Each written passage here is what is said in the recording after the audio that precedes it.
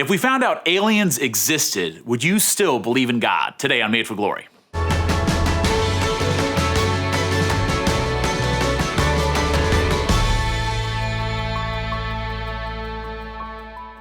A question that comes up a lot that some people have, not everybody, is if aliens are proven to be true, green men from outer space, from Mars or Xanadu or whatever planet, then what will that say about our faith? And people can obsess sometimes over UFOs and extraterrestrials and what is the government hiding from us, different unexplained phenomena that are video taken by jet pilots and other things too. But if that's true, if there are outer space visitors, and what does that say about our understanding of God, the revelation of who God is, that God so loved the world that he sent his son to die for us?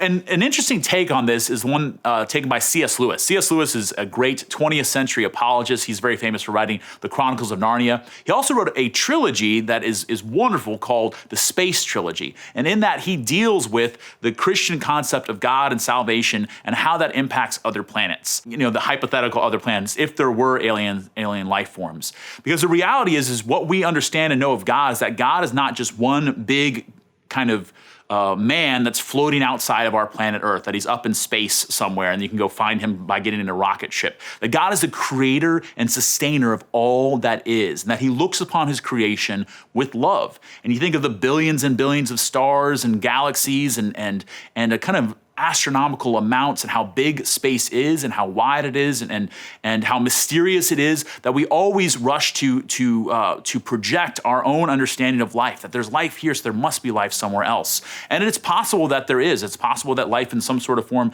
does exist. But I think it's really important for us to keep coming back to the reality of what we do know, that we do live on this planet. And it's a miracle that we're here. Because as anyone who knows and understands life and solar systems would know, that our planet is in the exact right spot so that life might exist. If we were a little bit closer to the sun or a little bit farther away, we'd either burn up or freeze to death. And yet we're here, and life is sustained, and life is beautiful, and this planet is beautiful. So that if we did encounter alien life forms, intelligent or otherwise, in a sense that we would have to extend that same benevolence, that same goodness, that same beauty that we have received as recipients of the good news of salvation with them. In a sense, we'd have to be ready to proclaim the gospel to them, just as I would be ready to proclaim the gospel, in a sense, to animals that I meet, to other people that I meet, to share the goodness and beauty of this world. Because that's not something that's just conscribed to planet Earth. This is something for all of creation. All of creation. So whether or not we find out that one day there are alien life forms, that maybe they're already living amongst us and they're the ones that invented the internet or whatever it might be, we are called to recognize the goodness and gift of creation and to be able to share that goodness and that message of hope wherever God sends us. Thanks so much for watching this episode of Made for Glory. Thank you for all those who are supporting us on Patreon. We're so grateful to you.